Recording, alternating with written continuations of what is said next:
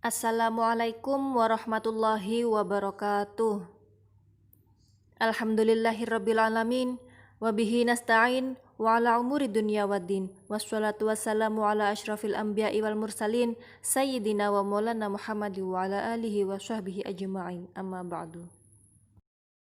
Alhamdulillah, masih dalam lindungan Allah Ta'ala, kita bisa kembali lagi belajar hadis tarbawi bersama-sama.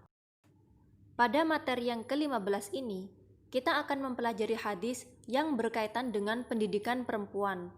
Apa keutamaan menjadi seorang perempuan dan bagaimana seharusnya kita bersikap kepada perempuan.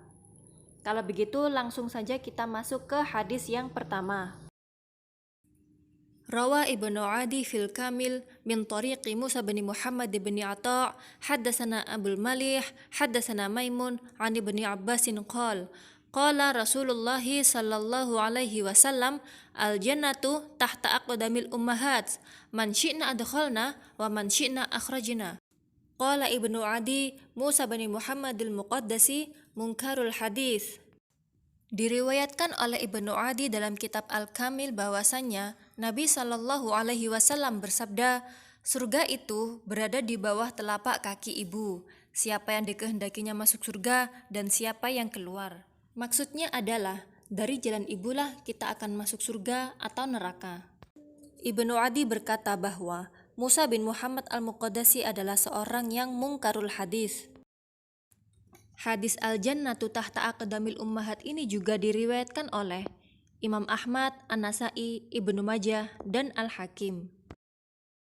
Maksudnya adalah, selalu mentaati ibu menjadikan sebab akan dekatnya seseorang memasuki surga.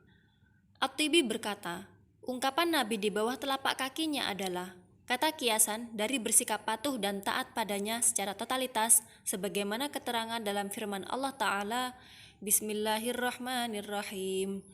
Wahfidh lahuma janaha dhulli minar rahmati wa qur rabbirhamhuma kama rabbayani shaghira.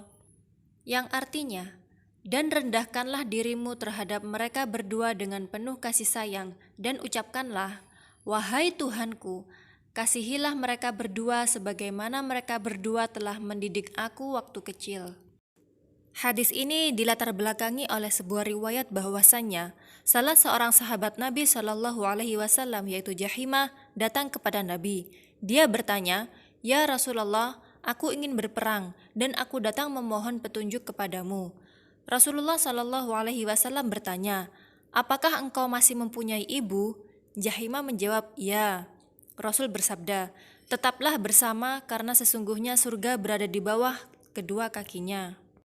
Hadis al-jannatu tahta aqdamil ummahat ini adalah dhaif dari segi lafadz karena tidak ada sanad yang jelas yang sampai kepada Nabi, tetapi maknanya sahih karena didukung oleh dalil Al-Quran serta hadis Nabi yang sahih lainnya. Dalam Sahih Al-Bukhari diriwayatkan dari Ibnu Mas'ud, ia berkata, saya bertanya kepada Rasulullah, apakah amal yang paling dicintai oleh Allah?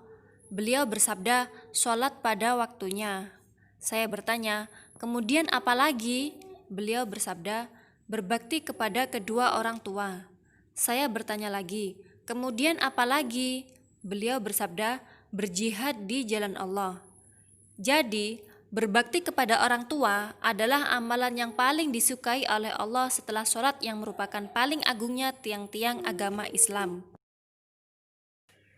Hadis yang selanjutnya diriwayatkan oleh Al-Bukhari.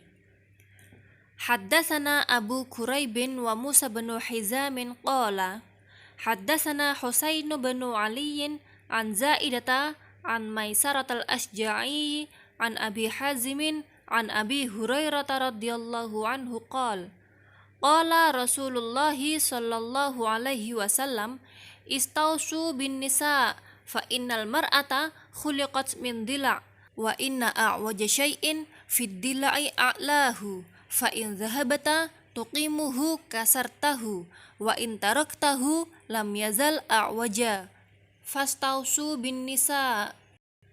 Dari Abu Hurairah radhiyallahu anhu berkata, Rasulullah sallallahu alaihi wasallam bersabda, berwasiatlah untuk para wanita karena sesungguhnya wanita itu diciptakan dari tulang rusuk dan yang paling bengkok dari bagian tulang rusuk adalah bagian atasnya. Jika engkau ingin meluruskan tulang rusuk tersebut, maka engkau akan mematahkannya. Dan jika engkau membiarkannya, maka ia akan tetap bengkok. Maka berwasiatlah untuk para wanita.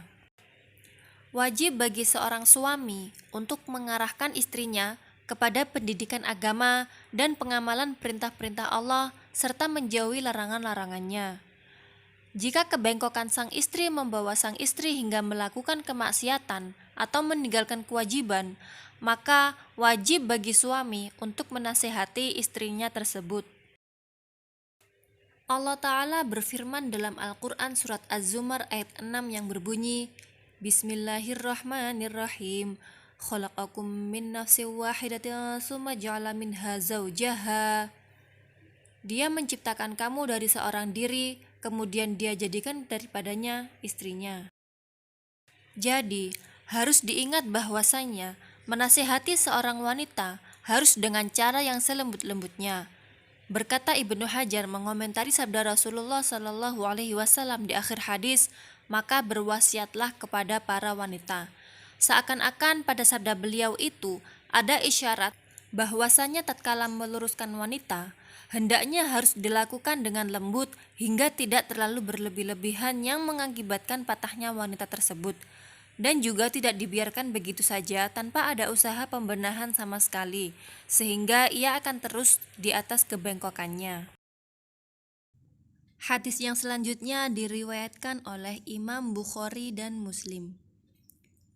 Haddatsana Abu Kamilil Jahdari Fudail bin Husain, haddatsana Abu Awanah an Abdurrahman bin al-Asbahani an Abi Salihin Zakwan an Abi Sa'id al-Khudri radhiyallahu anhu qala Ja'at imra'atun ila Rasulillahi sallallahu alaihi wasallam faqalat Ya Rasulullah dhahaba ar-rijalu bihadithik faj'alna min nafsika yawman na'tika fihi tu'allimuna mimma 'allamakallah qala ijtami'na yawma kadza wa kadza fajtama'na fa'atahunna an-nabiyyu sallallahu alaihi wasallam fa'allamahunna mimma 'allamahullah thumma qala ma minkunna min imra'atin tuqaddimu salasatan minal walad illa kanu laha hijaban minan nar faqalat imra'atun wasnain faqala Rasulullah sallallahu alaihi wasallam wasnain muttafaqun alaih.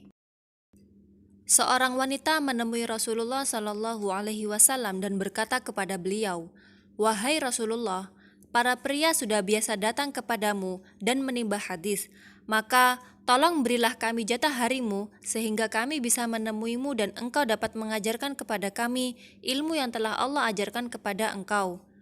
Rasulullah mengiyakan dengan bersabda, Berkumpullah kalian pada hari ini dan ini. Maka para wanita pun berkumpul dan Rasulullah Shallallahu Alaihi Wasallam mengajari mereka ilmu yang telah Allah ajarkan kepada beliau. Kemudian Rasul bersabda, Tidaklah salah seorang di antara kalian yang ditinggal mati oleh 3 anaknya, kecuali ketiga anak itu akan menjadi penghalang neraka baginya. Maka seorang wanita bertanya, Wahai Rasulullah, bagaimana kalau hanya 2? Maka Rasul menjawab, Ya, sekalipun hanya 2. Hadis ini menceritakan tentang tuntutan para perempuan terhadap Nabi Shallallahu Alaihi Wasallam. Mereka merasa kesempatan belajar mereka lebih terbatas dan pengetahuan yang didapat dari Nabi lebih sedikit jika dibandingkan para sahabat laki-laki. Kemudian, apa yang dilakukan Nabi? Beliau mendengarkan, memahami, dan memenuhi tuntutan mereka. Hadis ini menegaskan 2 hal. Pertama, perempuan itu berhak menuntut kepada para pengambil kebijakan mengenai hak-hak mereka.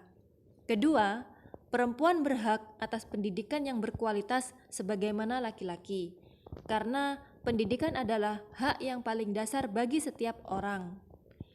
Pentingnya pendidikan bagi wanita juga disebabkan karena wanita mempunyai peranan yang penting dalam menentukan baik dan tidaknya sebuah generasi bangsa. Karena merekalah yang paling dekat dan paling sering berinteraksi dengan anak-anak, serta tempat pertama kali seorang anak menerima pendidikan, sehingga mereka lebih dominan dalam memberikan warna pada karakter seorang anak.